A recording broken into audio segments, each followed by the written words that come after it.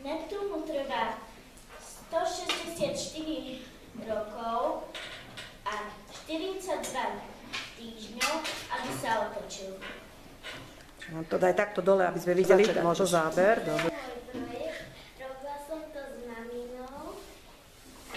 Mám tam Slnko, Merkúr, Venuša, Zem, Mars, Jupiter, Saturn, Urán, Neptún. Toto je moja slnečná sústava. Robila som to s rodičmi.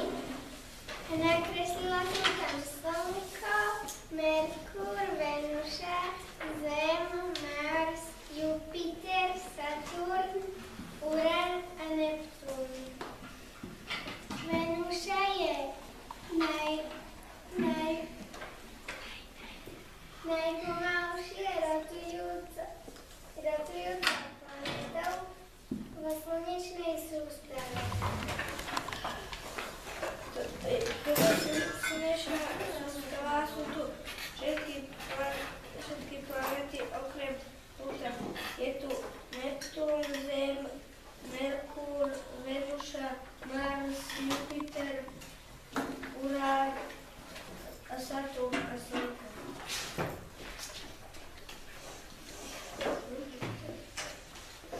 Čo je to slnečná sústava? Spolu s nebeskými telesami, ktoré sa točia okolo každého slnka, tvoria spolu slnečnú sústavu. Jeden druh takéhoto nebeského telesa sa volá planéta. Aj naša Zem je planéta a krúži okolo Slnka spoločne s ďalšími 8 planétami.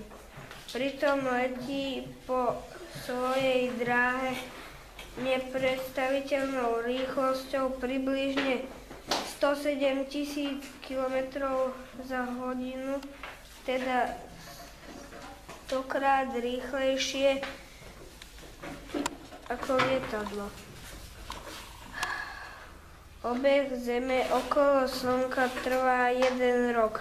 Aj ďalšie planéty sa pohybujú po svojej obežnej dráhe. Môj domáci projekt. Robila som ho s ocinom a s maminou.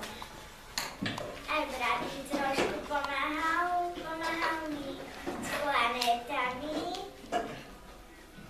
A vlastne urobila som tu všetky planéty. Mars je najbližšie k Slnku. Jasnejšou planétou na oblohe po Slnku, Mesiaci a Venuši. Prečítaj si.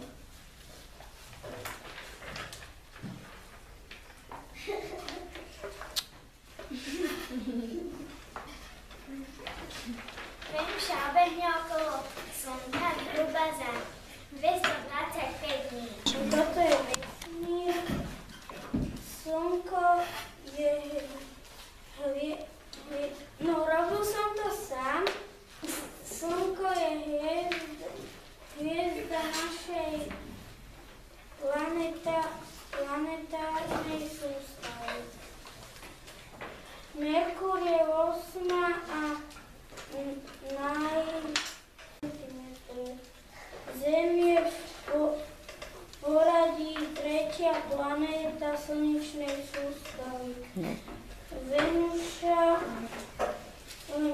jej obežná dráha sa nachádza vo vnútri dráhy Zeme.